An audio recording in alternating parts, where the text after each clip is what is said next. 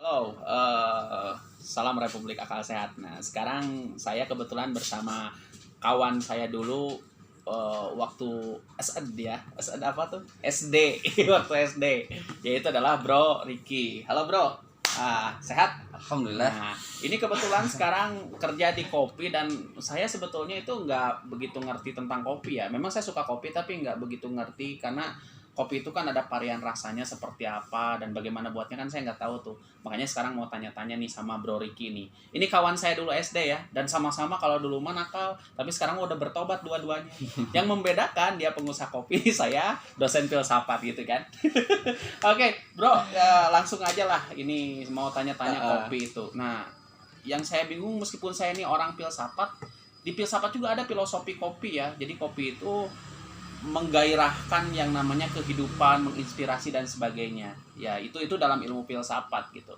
Nah, kalau menurut Riki sendiri nih, kopi itu awal mulanya itu dari mana gitu? Dari domba. Hah? Domba. Domba, mbak, emaknya. Iya, dari Kenapa dulu itu? di daerah negeri Persia ya kalau nggak salah. Persia Iran berarti. Nah, ya. Hah? Oh, kurang lebihnya lah, kurang lebihnya. Jadi ada pengembala ya, ada pengembala kambing. Dan si kambing itu lemas banget gitu. Nah, pas si kambing itu makan kopi, gairah banget. Nah, itulah awal mula kopi sebenarnya. Gitu. Nah, Makanya kan di filsafat itu minum kopi itu akan menggairahkan kehidupan. Itu menurut salah satu pemikir filsafat Aristoteles kalau tidak salah itu. Oh, jadi awal mulanya memang dari domba itu ya. iya, Tapi kan katanya ada yang mengatakan bahwa kopi itu dari Brazil katanya gitu. itu penanaman. Oh, penanamannya. Penanamannya. Karena kan kopi pun beda jangankan di luar negeri ya, kita ngomongin di Indonesia pun banyak ya, ada yang dari Bandung, itu ada yang dari Jawa Barat itu namanya Jawa Preangernya. Terus ada juga dari Kerinci, dari Aceh itu Gayo lebih terkenal, ada yang dari ada di Lampung ya, dari Jawa, banyak lah pokoknya. Jadi Indonesia pun banyak, tergantung penanamannya seperti apa, tergantung penroastingannya seperti apa, itu beda-beda kalau misalnya kopi ya.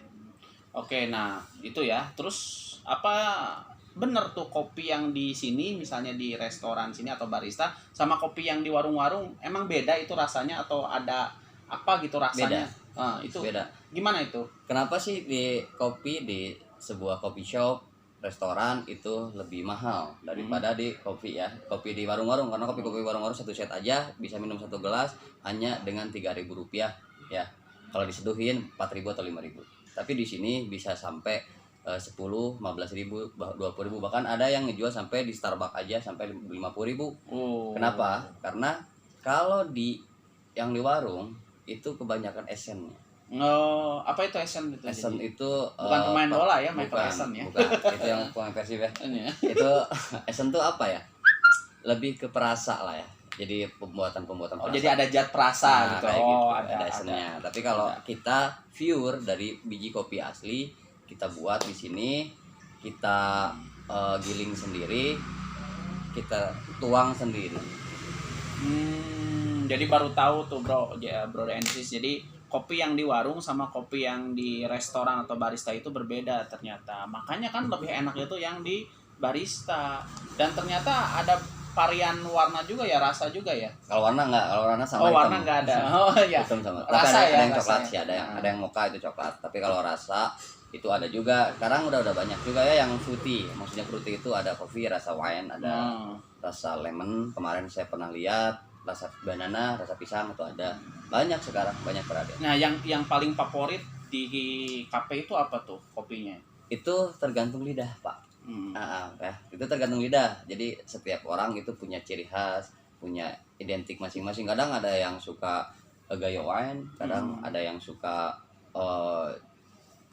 yang dari Jawa Barat ya, yang dari Garut itu ada. Itu tergantung lidah dan tergantung kita bagaimana kita menyajikannya, itu kan beda-beda. Setiap barista itu punya ciri khas rasa masing-masing. Pantesan ya kalau gitu mah. Jadi memang kopi itu memang bervariasi dengan rasanya itu yang mengagumi manusia gitu sehingga untuk menikmati itu. Nah, tapi kalau itu ada zat-zat tertentu nggak misalnya kayak maaf ya bahaya atau apalah ke jantung seperti itu. Kalau itu gini ya, untuk pemula ya. Mm-mm. Untuk pemula peminum kopi itu maksimal 60 mg per hari. Mm. Jadi 60 mg kopinya, bukan airnya ya. Oh, kopinya, kopinya 60 gram. kopinya. Itu minimal, kalau nggak kena lambung. Oh. Dan ada pun kopi yang larangan-larangan, contohnya kalau udah minum kopi nih ya, terus kita minum pineapple juice atau pineapple juice atau kalau kata bahasa Inggrisnya ganas, itu ya, itu nggak boleh. Gitu. Terus udah makan jengkol itu juga kan kurang bagus. Oh, jadi kalau udah makan jengkol minum kopi nggak boleh? Boleh, cuman kan tergantung tergantung kekuatan si lambung kita juga. Yang nggak boleh itu sama yang saya tahu itu pineapple atau nanas itu nggak boleh. Itu pasti langsung kena Ya. sekuat apapun. Iya. Nah itu ternyata ya, berarti kan kalau misalnya seperti itu, kalau dipaksakan itu nanti bisa bahaya dan kena jantung juga ya, bisa ya? Pertama kena lambung. Lambung? Iya, karena air ke lambung dulu ya, ke lambung. Nah, ini bisa menyebar. Kalau ini, makanya kita harus, ya di sinilah pembelajarannya gitu. Berarti nanti kalau misalnya ini KP-nya sudah buka, saya bolehlah bikin. Boleh. Belajar bikinnya bersama kameramennya gitu. Boleh. Mungkin ada yang mau disampaikan ke netizen untuk kopi, silahkan Bro Ricky.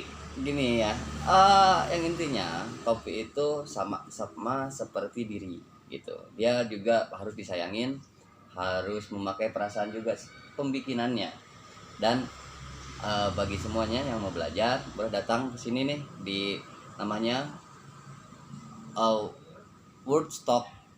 Di Woodstock itu ada di Jalan Bagus Rangi nomor 14. Mau datang ke sini dan bisa bikin kopi sendiri. Nanti kita ajarin juga gramasinya, bloomingnya, ekstrasinya, semuanya kita ajarin nanti di sini. Nanti kita belajar bareng-bareng di sini. Makanya kalau pengen belajar kopi, kita menjadi barista pemula, mau belajar boleh, kita bisa datang ke sini. Kita bikin langsung manual ya. Kita tanpa mesin. Ya. Kita bikin manual. Oh, jadi di sini nggak pakai mesin. Dikirain pakai mesin ya, saya beranggapan. Oh, mesin kita ada. Kita akan ada nanti mesin. Tapi kalau untuk pemula lebih enaknya yang manual. Contoh nih, kalau kita belajar motor, mobil, enaknya manual yang yang gigi dulu kan? Iya, sebelum yang maticnya. Nah, kalau kita udah bisa yang gigi, otomatis yang matic pun bisa. Nah, kita di sini belajarnya untuk manual dulu biar ke mesinnya bisa gampang. Gitu sih intinya. Iya, ternyata saya baru tahu ya, ternyata ada di sini ternyata nggak pakai mesin gitu ya. Iya, manual ternyata ya. Dan itu ilmu buat saya lah, alhamdulillah hari ini tuh saya dapat gitu kan. Nah, itu kalau pembuatan kopi minimal itu berapa menit atau tergantung metodenya. Ya, tergantung metodenya. Itu kalau pakai mesin itu bisa sampai 3 sampai 5 menit. Tapi kalau untuk manual itu ada tahapannya. Itu ada blooming dulu, terus nanti ekstraksinya. Itu paling cepat ya. Itu paling cepat itu bisa sampai 5 sampai 8 menit lah. Jadi ada hitungan detiknya, ada hitungan baratnya, itu ada hitungannya. Nggak bisa kalau sembarang ya, rasanya pun sembarang. Tapi kalau kita yang balik lagi ya, kalau kita pakai hati, rasanya pun kena ke hati. Nah, itu jadi harus pakai perasaan, pasti rasanya juga akan merasakan itu gitu kan. Kayak itu nih kunci, dipaksakannya kunci juga kalau mau dibuka ya harus pakai perasaan lah itu. Ya, karena pintu juga kan harus ada perasaan untuk bukan dimanusiakan ya, tapi dipintukan, lebih kepintukan gitu. Sama kayak kekasih kan. Gitu, harus pakai hati. Harus pakai hati ya. Itu. Nah, jadi menikmati kopi apalagi sama pacar ya. Ini malam Minggu rame nggak ini kalau sebelum-sebelumnya di sini? Saya kurang tahu ya, tapi saya yakin lah di sini 70% bakalan sampai wow lah gitu. Karena memang di sini tempatnya pun enak ya. Situasinya pun kita di sini pakai tempo dulu. Tempo dulu. Dan nah inilah perbedaannya di sini sama yang di luar. Kalau di luar ada konsepnya seperti ini ya, yang tempo dulu, tapi dia dibikin mungkin oleh orang pintar, arsitek dan sebagainya.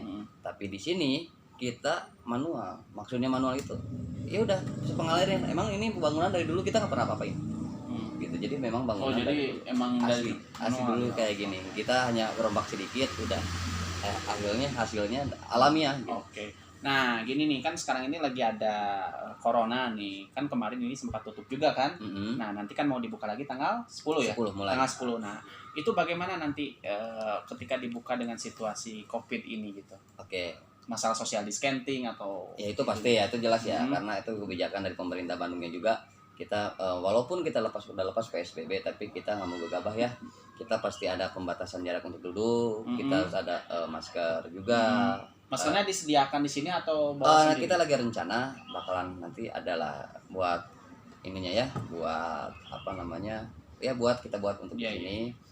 Dan juga untuk hand sanitizer-nya kita udah sediain, ya tinggal pencet aja keluar kayak gitu sih untuk pengamanannya ya, untuk sementara ini.